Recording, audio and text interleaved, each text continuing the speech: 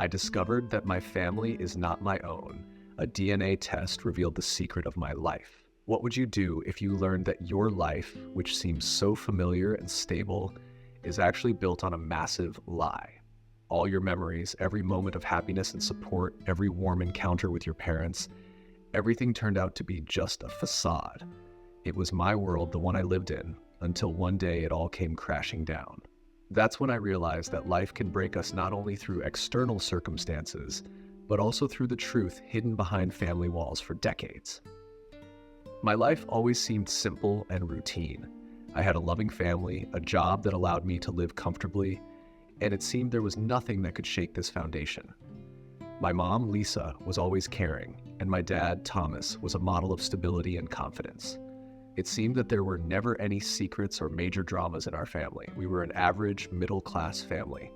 And although deep down I sometimes felt a sense of estrangement, I always attributed it to personal quirks, like an emotional wall I built myself.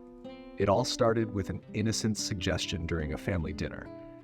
We were discussing new trends, and Dad joked about how you could even trace your ancestry through DNA tests these days. I had heard from a few friends how these tests had helped them uncover unexpected family connections or new facts about their heritage.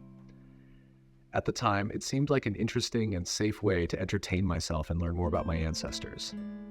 I decided to go for it with no expectations, just for fun. I couldn't even imagine how one small test would change my life. When the results came in, I initially didn't pay much attention to them. The statistics and genetic markers seemed like extraneous details that I didn't worry about, but something in the data piqued my curiosity. My genetic links to my parents, Lisa and Thomas, were absent.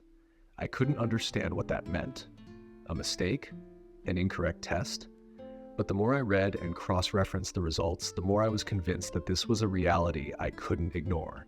I looked at the results in shock, as if the ground had slipped away from under me. What do you do when your life, which seemed so stable, suddenly turns out to be a huge lie? Every thought triggered a wave of emotions, from confusion to anger, from hurt to sorrow. I began to doubt everything. Was my home really a home?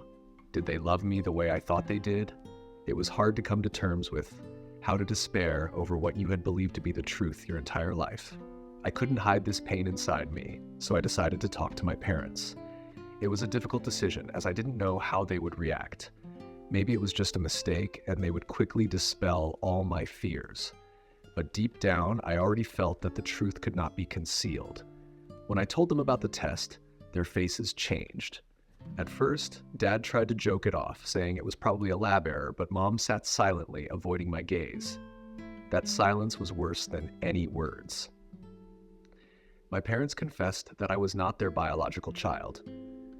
Their confession knocked me off my feet. I couldn't believe that I had lived a lie for so many years. They had hidden the truth from me, fearing that I would turn away from them or stop considering them my real family. But their fears could not compare to what I felt at that moment. All those moments we spent together, from childhood holidays to adult life, now seemed empty and false. What was once a safe haven for me turned out to be a mask hiding a deep wound. I felt my life slowly breaking into pieces. It seemed like I had lost not only my family, but also myself. In despair, I turned to my inner world, trying to find an answer to the question, who am I now? Everything that had seemed real was just a game. My mind struggled to find meaning in this chaos, but no thought brought relief. Every day after that confession felt like a trial. I tried to maintain the appearance of a normal life, but inside, a sense of emptiness grew. Thoughts swirled around one question: why? Why did they hide this from me? I was their child. They should have trusted me. I couldn't come to terms with the fact that the people I loved and trusted the most had betrayed me. My emotions shifted from anger to deep sadness. At times, I hated them for choosing to deprive me of the right to know the truth. At others, I felt an immense void. However, what scared me the most was that I no longer knew who I truly was. My identity and roots were taken away along with the truth. Life threw new challenges at me, and I felt that I no longer had the strength to face them. My inner world was shattered, and the memories that once brought joy now became a source of pain. After that conversation, I could no longer return to my normal life. Each new day became unbearable. The thought that my family was just an illusion never left me. I could no longer trust the people I had considered closest to me. It was hard to comprehend how those who had raised me from childhood could have hidden the truth from me for so long. Every memory started to feel fake. Childhood holidays, bedtime hugs, words of support in difficult times. Everything now seemed like just a game. One night, I couldn't take it anymore and decided to go to my childhood room. It had long since turned into a storage room, but I felt that was where I might find some answer. Rummaging through old boxes, I came across my childhood photos. There were pictures of me and my parents, smiling, happy. But now those smiles carried a different meaning. I tried to recall moments that might have hinted that I wasn't their biological child, but there were no such moments. They had always done everything possible to make me feel like their son. It seemed so unfair. They had created an entire illusion in which I lived, completely unaware. From now on, every word I heard from them felt like a lie. I began to lose trust, not only in my parents, but also in the world around me. I didn't know if I would ever be able to trust people again. How can you live when the foundation of your life shatters into 1,000 pieces? This period felt like an endless struggle with myself. I tried to find meaning in what had happened. The question why constantly swirled in my mind. I wanted to understand why they had kept silent for so long, why they hadn't given me the chance to know the truth earlier. Did they truly believe I would have been happier not knowing the truth? At one point, I even considered that maybe they were right. Maybe it would have been better to continue living in ignorance. But no matter how much I tried to convince myself of this, the pain of betrayal was too strong. I could no longer ignore the fact that I had been deceived my entire life. My world was built on lies, and I could no longer take that for granted. My struggle with reality was so intense that I began to withdraw from people. I felt that no one could understand my pain. My friends and acquaintances saw me as an ordinary, happy guy who had everything going well, but inside me was emptiness. I became more withdrawn, trying to avoid conversations about family or the past. Every time someone mentioned parents or family connections, I felt my heart tighten. This emotional struggle led me to doubt my own worth. If even my existence was a secret, was I even worthy of the love I had been given? I was consumed by the feeling that I was an outsider in my own family. I began to think that maybe they didn't love me as I had thought. Was their love real, or was it also part of the deception? Each day I felt increasingly isolated from reality. The people around me continued living their lives, and it seemed to them that my problems were trivial. But for me, each day was a struggle for survival. My past, my future, everything now seemed uncertain. I no longer knew how to be happy, as everything I knew about myself turned out to be a lie. Even ordinary, everyday moments became a burden. Laughter on the streets, happy families in parks, everything reminded me of what I had been deprived of. I couldn't find peace anywhere. Every time I saw something that reminded me of happy family harmony, I felt even more alone. My world began to crumble, not only on an emotional level, but also on a physical one. I started to feel constant fatigue, my appetite vanished, and I barely slept. All I wanted was to find some answer to the question that tormented me. Why did this happen to me? When I returned home after several days of despair, I felt that I could no longer delay. I needed to get to the bottom of what had happened and hear the truth from my parents. My mind was filled with dozens of questions that wouldn't let me rest. I could no longer put off this conversation, even though I already knew. After it, everything would change forever. That evening, I decided to gather both of them, Lisa and Thomas, to find out why they had chosen to hide this from me. We sat at the table in the living room, and I immediately felt the tension. Lisa was silent, avoiding my gaze, while Thomas tried to act as though nothing had happened. I didn't know how to start the conversation, but the DNA test results lay on the table before me, reminding me of the inevitability of what was about to happen. I took a deep breath and began to speak. It was important for me to keep my emotions in check. "I know it's true," I said, pointing to the papers in front of me. "The DNA test showed that we have no genetic connection, and I want to know why you kept this from me." Silence hung in the room. Mom, who had always been so caring and gentle, now looked bewildered and even frightened. Thomas, on the other hand, remained calm, though his eyes betrayed anxiety. At first, they tried to evade a direct answer. Thomas attempted to downplay it, saying that tests can be wrong and that it might just be a lab mistake. But I no longer believed those excuses. I could see their silence and understood that they knew more than they were letting on. My persistence eventually forced them to tell the truth. Lisa began to cry, and I knew she was about to confess the very thing I had feared hearing. "We couldn't have children," she finally said through her tears. "We decided to adopt you, but we couldn't tell you. We were afraid you wouldn't accept us as your real family." Her words hit me like a shot. My entire life fell apart in an instant. I couldn't imagine that all my love for them, every moment we had spent together, was built on a lie. My mind was boiling with emotions: anger, despair, betrayal. How could they do this to me? How could they hide such an important truth from me? All these years I had lived in complete trust in them, and it turned out they feared my reaction more than they valued our honesty. After my world shattered into pieces, I realized that I couldn't handle it all on my own. I needed someone I could trust to help me view the situation from a different perspective.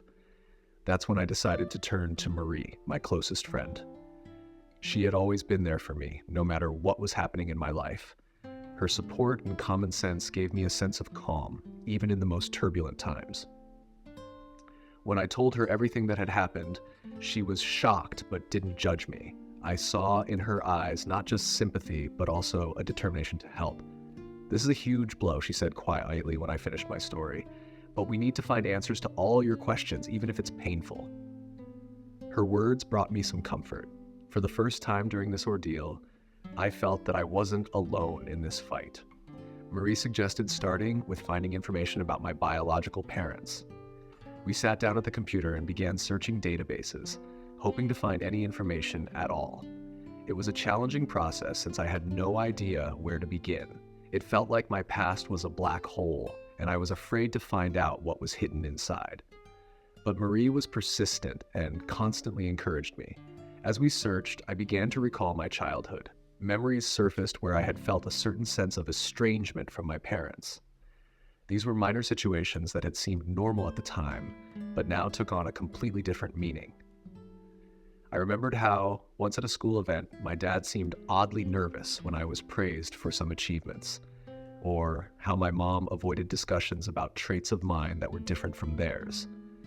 With each new memory, I felt my heart tighten with pain. That sense of estrangement had been with me for a long time, but I had never dared to ask myself direct questions. Why? Why was I different? Now I realized that my intuition hadn't failed me, but my parents had done everything to ensure I never seriously questioned it. Marie listened carefully as I shared these memories. She didn't interrupt, only occasionally asked clarifying questions. Her support helped me keep talking, revealing parts of my story I had never discussed with anyone. It was painful, but also cathartic. I understood that I needed to confront my past if I wanted to move forward. From time to time, we took breaks from searching to discuss how I was feeling. Marie always reminded me that this process might be difficult but necessary. She knew I was afraid to learn the truth, but also understood that without it, I couldn't heal. "Knowledge is power," she told me one evening as I sat in front of the computer screen, looking through lists of potential relatives. "You have the right to know who you really are." We didn't find much information about my biological parents, but a few leads gave us hope. These were fragments of data, records of people with the same surnames as those in the test results, but nothing concrete. It was difficult to establish precise connections, but even these small hints were a step forward. At the same time, I began to realize that this search was not just about uncovering facts. It was part of my inner healing, a journey to find myself. Besides searching, Marie and I talked a lot about how my parents had concealed the truth. I tried to understand their motives, although it was difficult. She suggested looking at it from another perspective. Perhaps they were afraid of losing me. But even with this assumption, it was hard for me to accept their lies. They had deprived me of the right to know about myself, and it felt like a betrayal. I knew I would have to live with this feeling for a long time. One evening, as we sat together in a cafe, Marie said to me, "You need to decide whether you want to continue holding a grudge against them or find a way to accept what has happened." Her words made me think. I really didn't know if I would ever be able to forgive them. But at the same time, I realized that life goes on, and if I wanted to find peace, I would have to find a way to come to terms with the past. At the same time, Marie helped me remind myself of the happy moments I had in the past. We looked through old photographs, and I again felt the warmth and love that once existed in our family. These memories were important to me because they reminded me that despite everything, my parents really did love me. Perhaps they were afraid that the truth would destroy our relationship, and in a way, they were right. My flashbacks brought various emotions. Some moments were filled with joy, while others evoked sadness, but all of them were part of who I am. I understood that my identity wasn't just made up of biological connections. My upbringing, my relationships with the people I love, all of this is also part of me. And although I now knew that I was adopted, it didn't change the fact that Lisa and Thomas had raised me as their own son. However, this path to acceptance was very difficult. Each day, I realized that I couldn't return to the life I had before. My conception of family had changed forever, and now I had to decide how to move forward. Marie had been with me throughout this journey, and her support had become my pillar. We continued searching for information about my biological parents, but with little success. I was more interested in my own journey of self-discovery rather than the truth about their lives. Each day, I felt I was beginning to better understand myself, my feelings, and my fears. And although I hadn't found all the answers yet, I was ready to continue this path.